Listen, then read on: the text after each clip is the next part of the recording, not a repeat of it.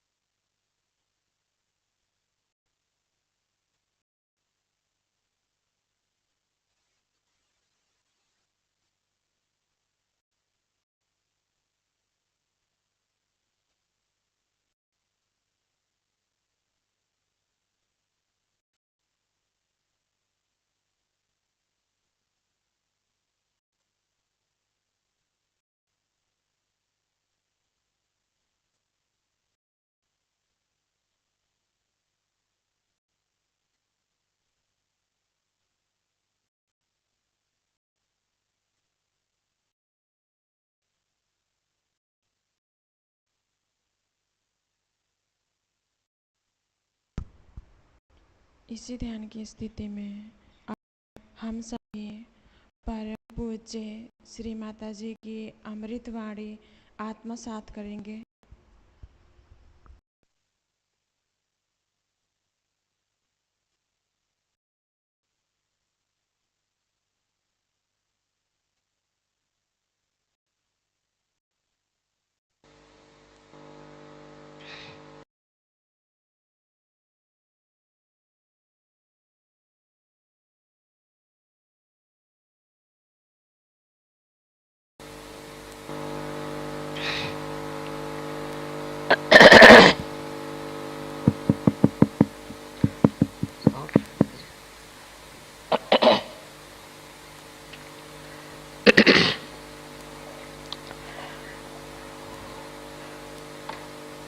Tonight we are going to worship Shri Krishna as Virat. First is important to understand the incarnation of Shri Krishna.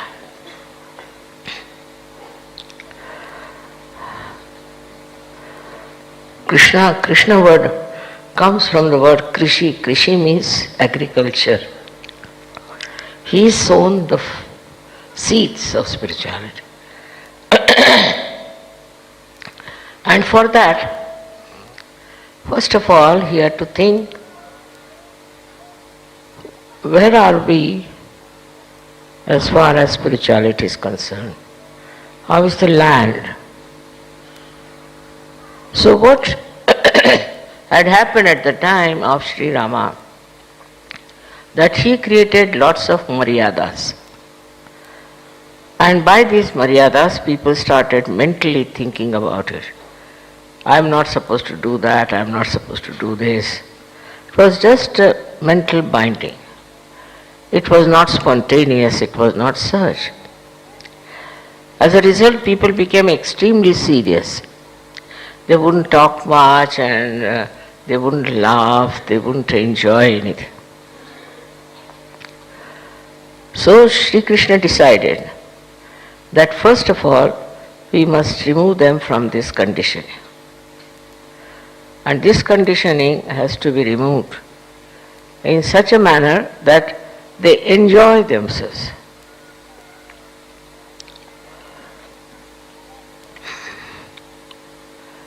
Then he found out there were 3 suggestions as far as achieving the goal was concerned. So first one, as he says, is to become a realized soul, sthita prajna, to go beyond all temptations, go beyond all ego, go beyond all kinds of conditioning, and to become a sthita prajna. Sthita prajna is where he doesn't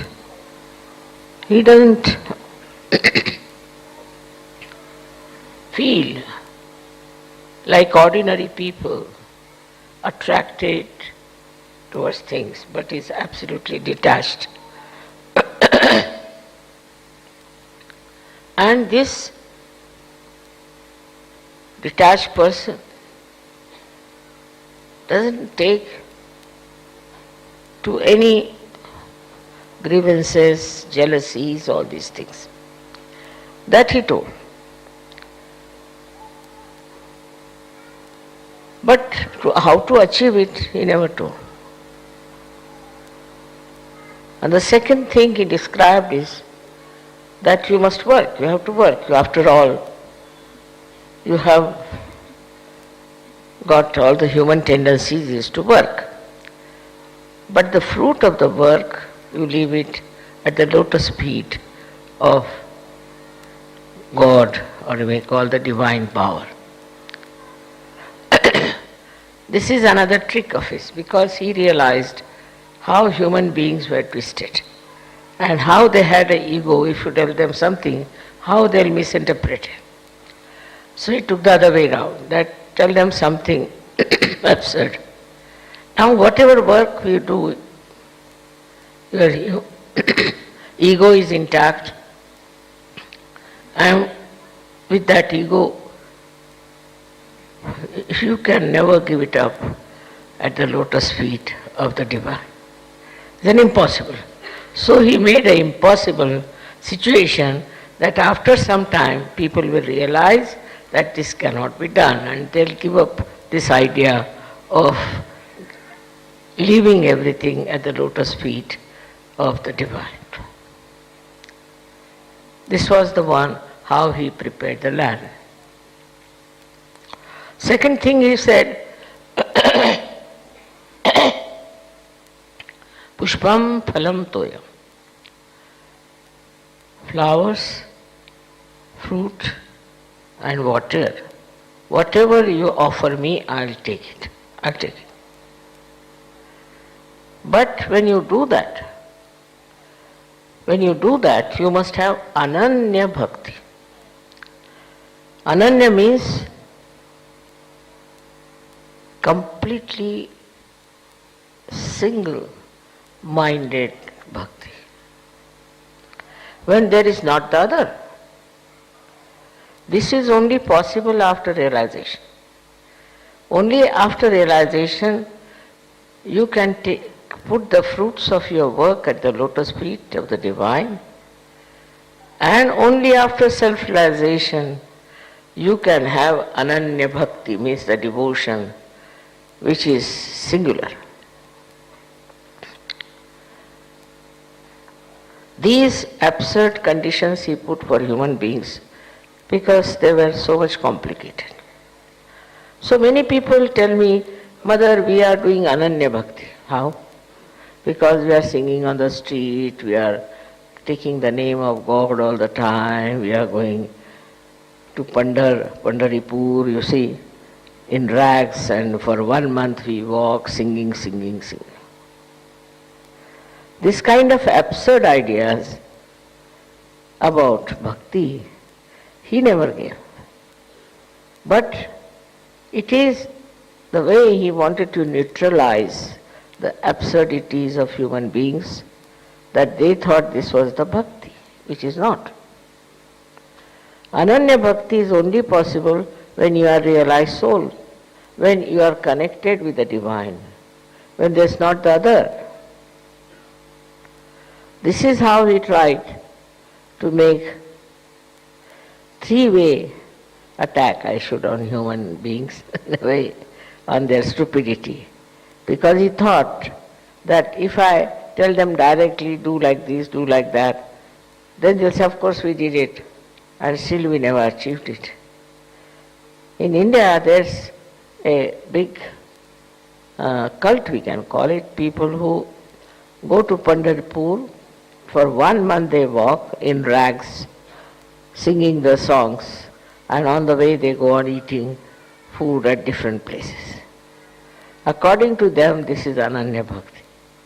And they achieve nothing.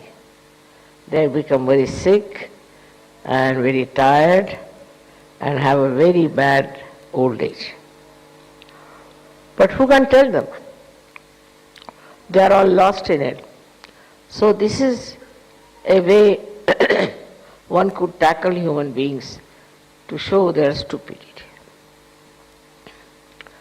And so many people come and ask me, as I told you, that how is it we do so much bhakti of Shri Krishna and we have achieved nothing.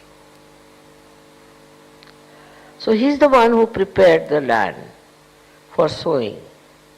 We can say he is the one who was like a very great agriculturist. So his name was Krishna. There are so many things I have told you about him, how his name came as Krishna, then as how he was called as Radha, or who was Radha, who was Krishna, and all those things. But when he talked of these things, also he told that you should become Sthitaprajna. That is, they call as Jnana Yoga. Jnana means knowledge. So you should get absolute knowledge. That he didn't say how. That you know what is absolute knowledge, which you can feel it on your fingertips in search of.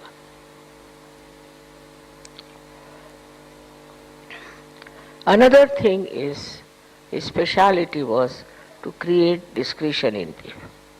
He thought by doing all these things in a stupid manner, they might develop a discretion to know that this is not the way you can achieve anything, you have to get your self-realization. Discretion was very important. At this juncture, when we are facing a sort of a challenge of this new millennium, that the whole world is going to be destroyed and all those things people are talking, it is really very important to know through discretion what is good and what is bad. One may talk of something as very good, something as very bad. But the divine discretion is very, very different. Very different, and which acts by itself. Once you are in the realm of divine discretion, you cannot commit mistakes, even if you want to do it. I'll give you my example. We went to buy a house. And the fellow was, you see, like a beggar. He came, he said, we have nothing, we have no food, they have taken away all our things and we are just absolutely starving. When they said that, when he said that we are starving, we have nothing. So I felt pity for him. I said, all right, increase the price. First we increased the price. Still he was saying, no, give us more. Still we increased the price. I told my husband, you increase the price. Though reluctantly, he increased the price. Third time again we increased the price. Then he said, no, we'll have something more than that, a little more. Immediately, you see, this discretion worked. And I said, these are hypocrites. I just left them and sat in the car. At the right moment. That was not such a good proposition or anything. But I could see buying it out of my pity, we may call it compassion. But above the compassion was this discretion, which said nothing doing, you better get out of it. So this divine discretion is a very, very important thing which we should see how it works and should be satisfied with. Not to feel bad that you have missed a chance or anything, but you must feel very happy that this thing has happened and that your divine discretion has taken on. So, sometimes it appears that in that divine discretion you may do something wrong, you have done something wrong. But if it is divine, ultimately it will turn out to be very good. I gave you a very basic example, but that is also very true when you practice Sahaj Yoga.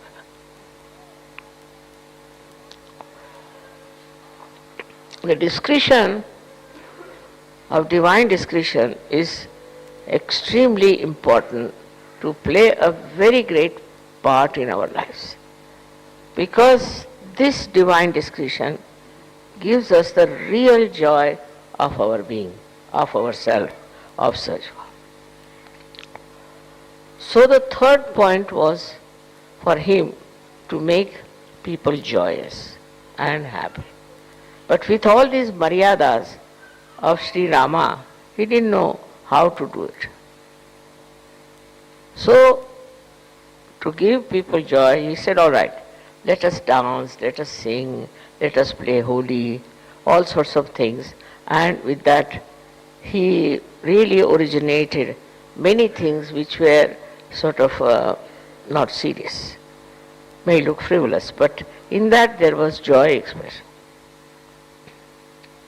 All that he did to give them a full idea as for a Sahaj Yogi or for a, we can say for a self-realized soul, what should be the attitude towards everything.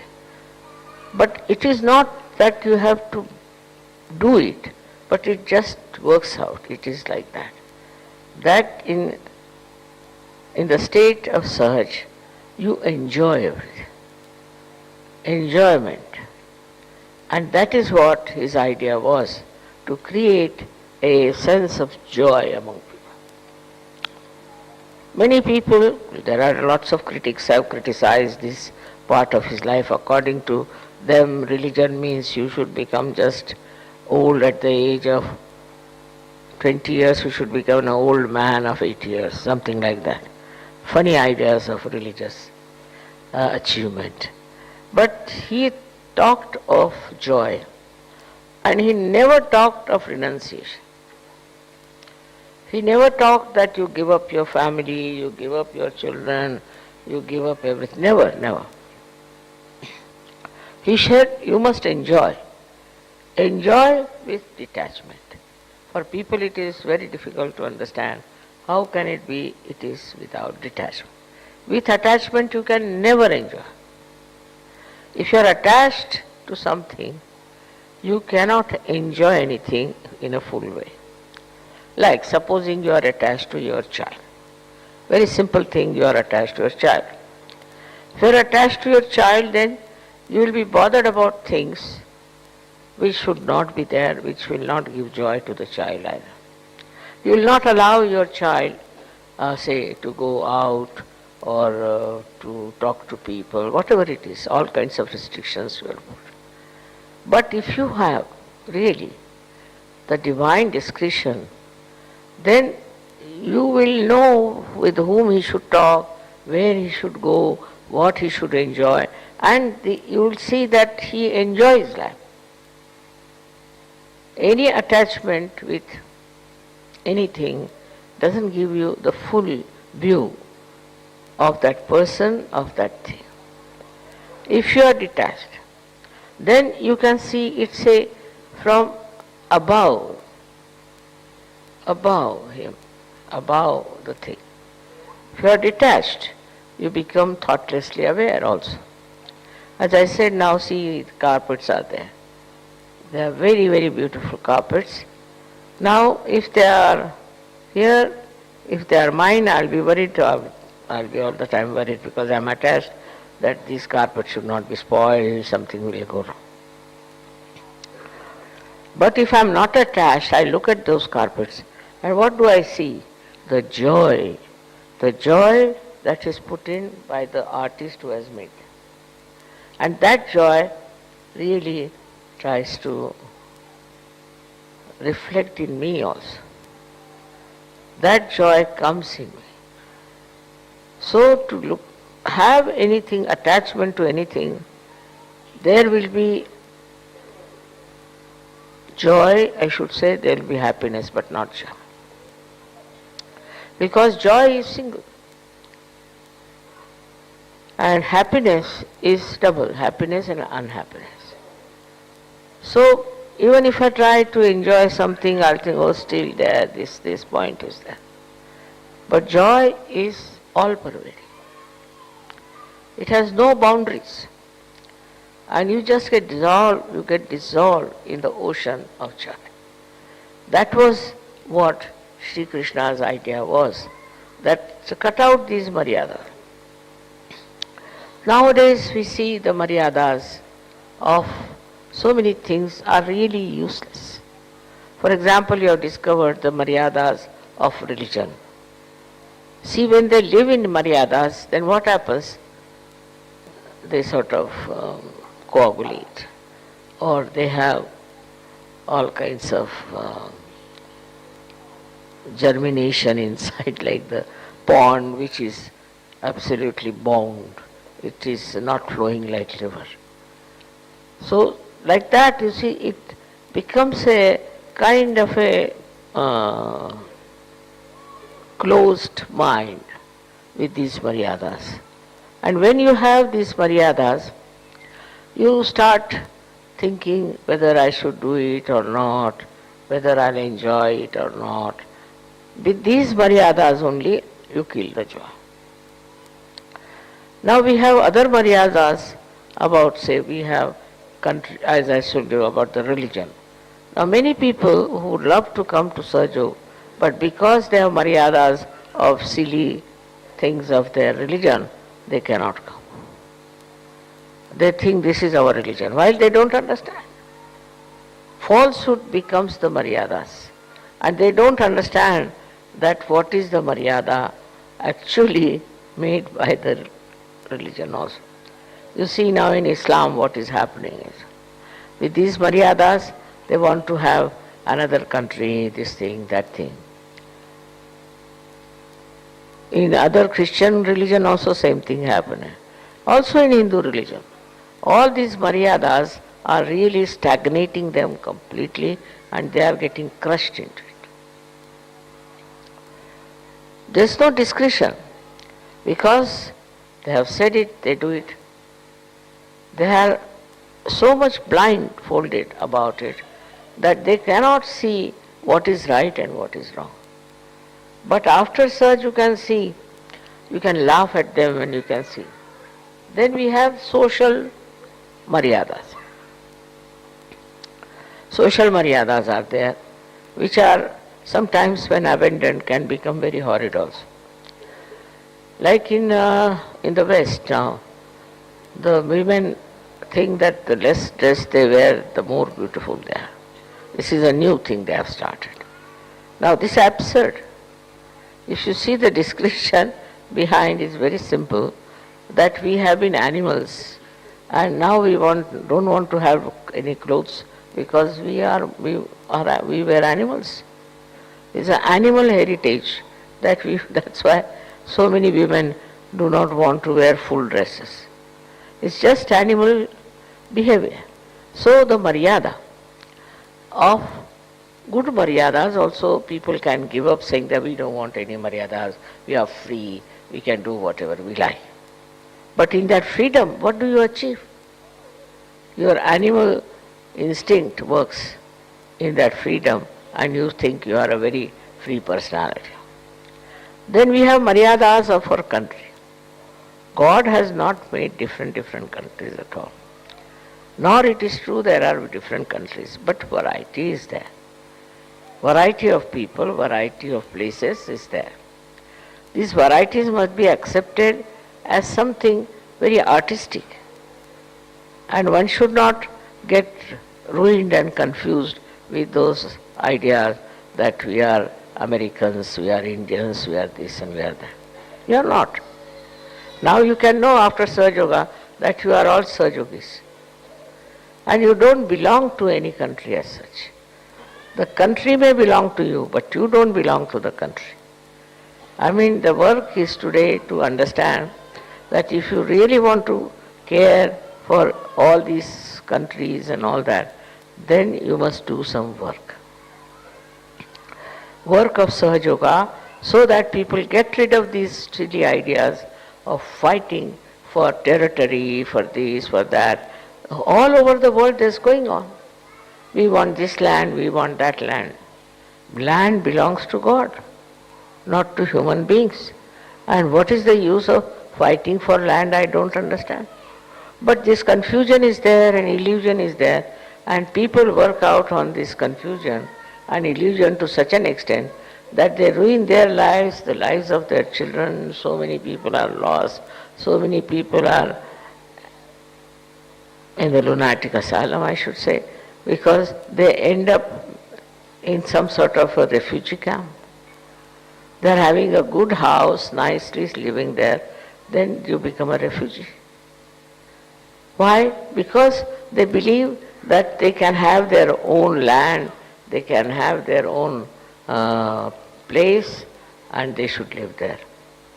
This idea comes, I think, from some stupid leaders who want to have for themselves these lands, and that's how people fight for land. There's no need to fight for land or fight for your country or fight for this or fight for that. But the situation is such that unless and until you fight, you cannot get to the truth. And that's why, if you remember, that Shri Krishna told Arjuna that you fight. You have to fight, that's your work. You have to fight these people because they are the people who do not live with dharma. They are adharmis, so you have to fight. And that is how his fighting was so much justified, because after fighting the war, they got back what they deserved. They were deceived. And this is what Shri Krishna said, that you should not, by any chance, become a slave of these people, but you fight it back. So fighting also is justified in the divine discretion. It's again the divine discretion, where you have to fight because you don't want to be a slave. If you are a slave, you are no good. So for that you can fight. But when people start fighting for separation or for territory, is not correct. On the contrary, one should never think of separating from the mainlands. It creates lots of problems.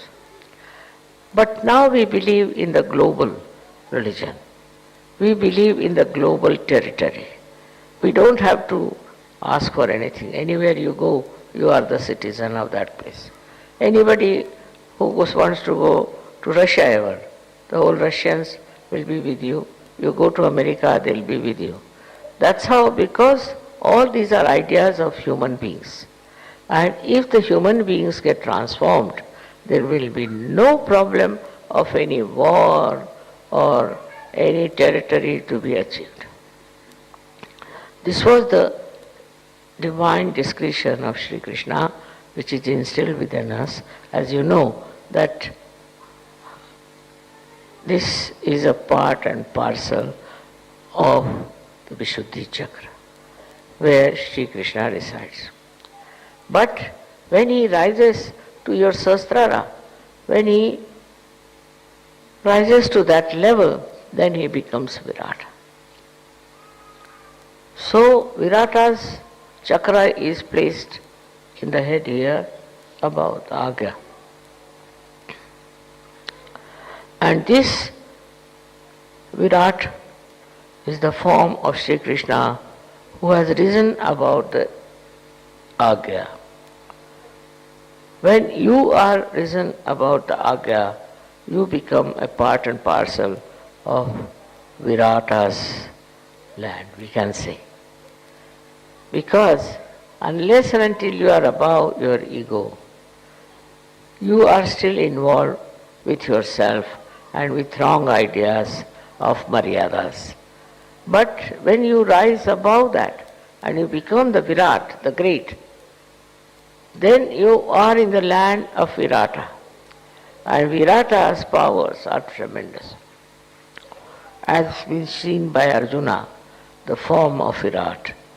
The power of Virat becomes so tremendous that it acts globally. It acts in such a manner that you sit here and anywhere it can act. You have seen that now. Many times people say, Mother, it's a miracle. My mother was sick and she was not here and I just prayed and she got all right. This is all the power of Virat.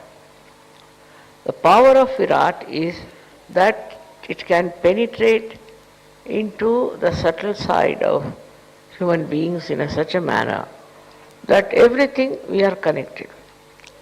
We are not separate. As every drop is connected with the ocean. We are connected with the whole universe. And when you become the citizens, I should say, of Virat, then all the things with which you are connected also get your vibrations, your ideas, your ambitions, everything passes through that. And it works. It works. You have seen how many miracles have taken place in your lives. It is the Virata Shakti that works. Now for that, we have to know how to do worship of Virat. First of all, you have to rise above your ego.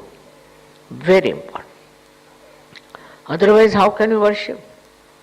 There is your ego standing in between. And how can you rise up to the point of Virat? You have to pass through that. Once you are above your ego, you enter into the kingdom of Virata. There the king is the Virat and you are the subject who are looked after completely by Virata Shakti, by the power of Virata. But at that stage you become really a universal personality in a way, because whatever are problems universally. Now not necessarily that they should be attached to you or connected to you. Supposing a person is of that level, now there may be a war in some other country, it can stop. Somebody who is being oppressed can win over. Anywhere your compassion moves, it works out. Whenever your attention will go, it will work out. And sometimes you are surprised as to how it works, Mother, how these things work out, how these coincidences have taken place. Only thing is, you have crossed that state of your ego and have gone into the state of Virat, which is a very important thing to do, is to enter into the area of Virata. Then you don't think this is your country, this belongs to you, that belongs to you. This belonging business finishes off. Then you belong to Virat. And he uses you for his own purpose, in the sense that when your whole thinking is different, becomes global thinking, then he acts. And then his powers are manifold. And Krishna's power is that he uses a conch to call people. I have given conches to all the leaders. So we have to now announce and call people. But At the level of Virat, you don't have to do all that. At the level of Virat, it just people see, they'll know. Just they will watch you and they will know. Just they'll think you are human beings and you are so sweet, so good, just like gems shining all the time, so they'll be impressed. This comes through the Virata's blessing. When you become that, then you forget about other things, like you have big positions or anything, you come from a very rich family, or that, all these nonsensical things which are actually not true. And all these things on which you want to exist are no more. People like to show off their wealth. Some people like to be very sort of demonstrative of what they think they are. But in the case of a person who rises about his ego and is a part and parcel of that Virata Shakti, enter into the kingdom of Virat, he knows he is very small. He is very small compared to that, and he just dissolves into that Shakti. And this should happen to us, that we should humble down. We should humble down and know that our powers, whatever we have, if they give us ego, we should get rid of it. We should not have that ego. We should get rid of it, and we should actually achieve that state where you can be called as citizens of the Virata's power. May God bless you all.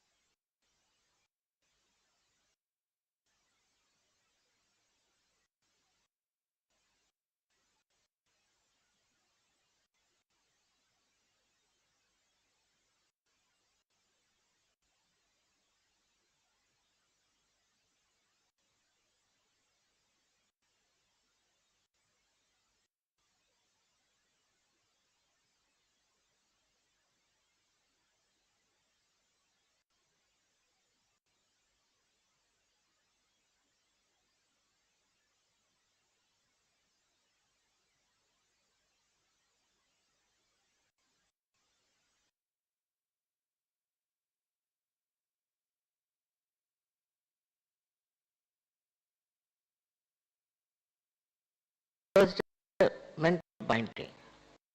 It was spontaneous, it was not searched.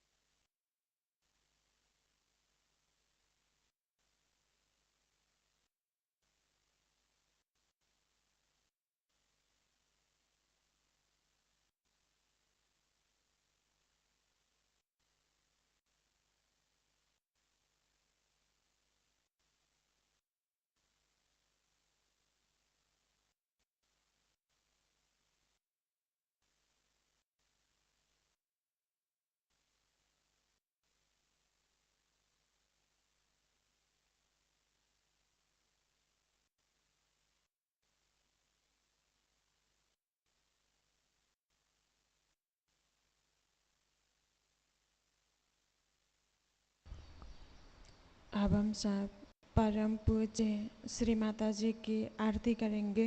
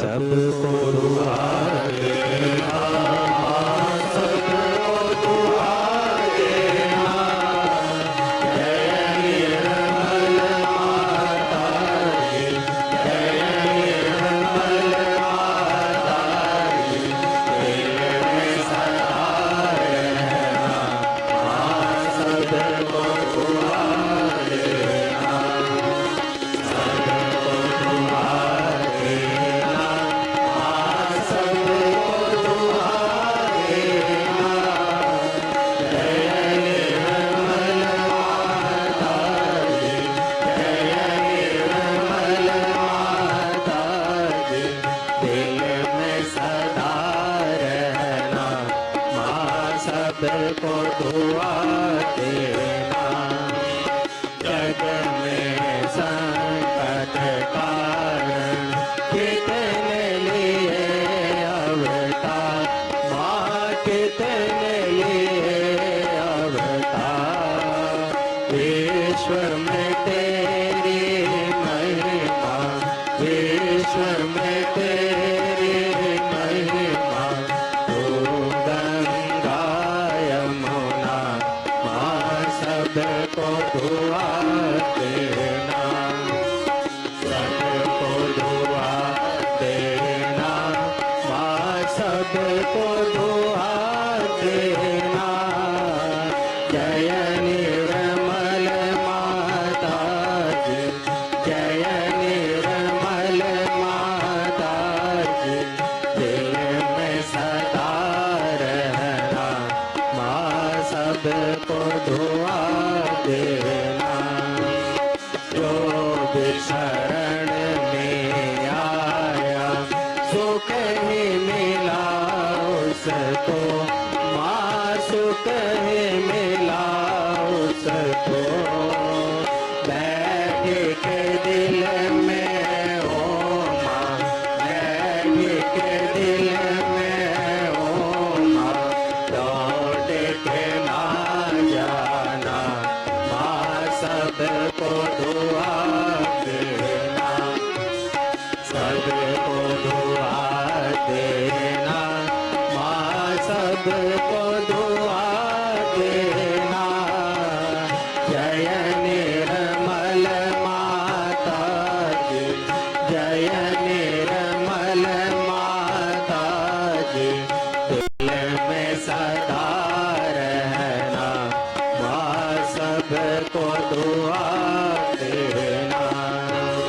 मानव में अवतर के कर दिया उजियाला, माँ कर दिया उजियाला, कलयुग में माया है, कलयुग में माया है, फिर भी पहचाना, माँ सबको दुआ देना, सबको दुआ देना, माँ सबको दुआ देना, जय निर्मल माता जी, जय निर्मल माता जी, दिल में सदा रहना, माँ सबको दुआ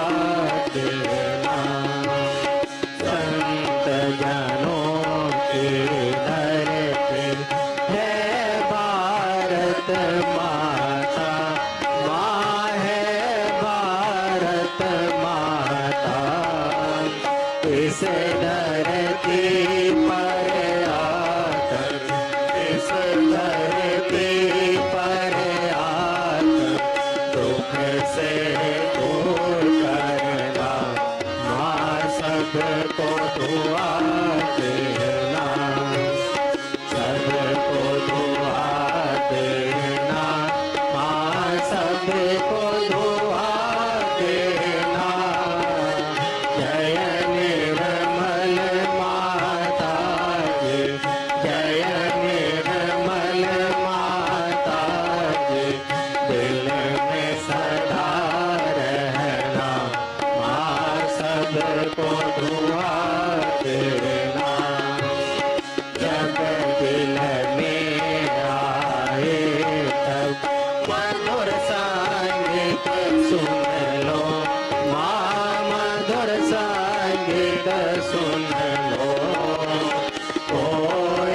सके जो सेवा, हो सके जो सेवा हमसे करा लेना, माँ सबको दुआ देना, सबको दुआ देना, माँ सबको दुआ देना।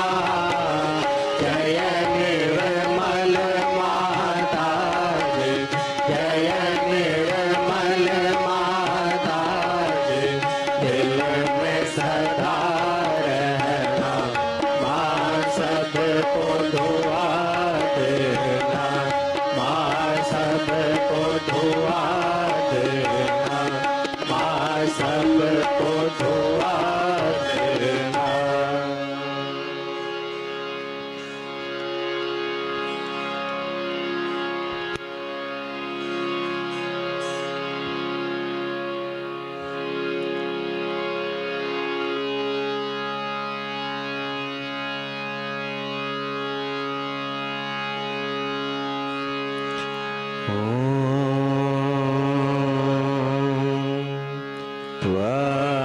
त्वमेव साक्षात् श्री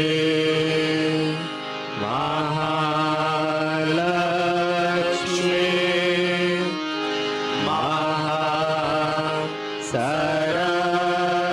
महासरस्वती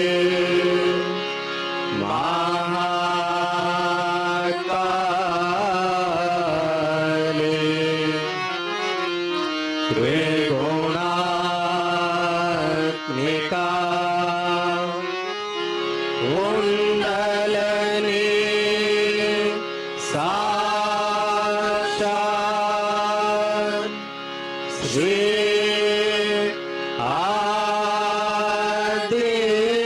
आदिशक्ति माता जी। श्री निर्मला देवी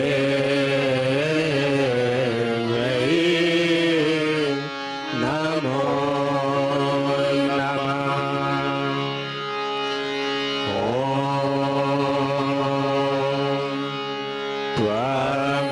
त्वमेव साक्षात् श्री कलकी साक्षात् श्री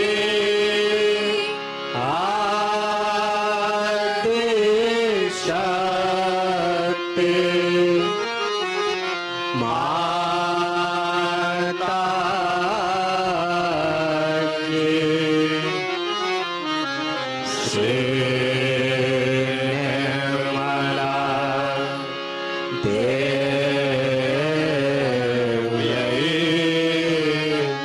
नमो नमः।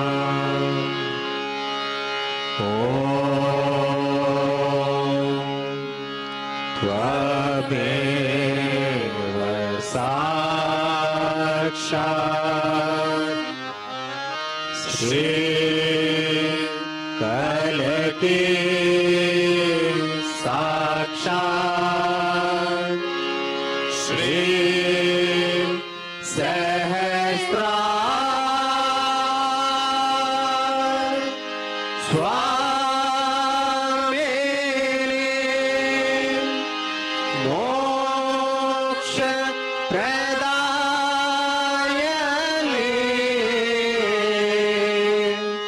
माता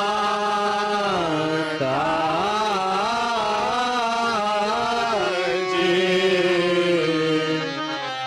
Shri Nirmala Devi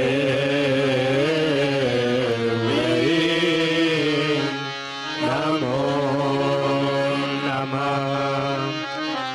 Shri Nirmala Devi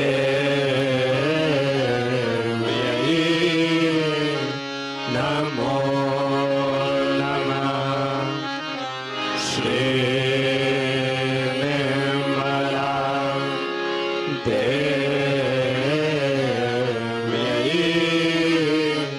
Namo Namah. Bolo Shri Adi Shakti Mata Ji Shri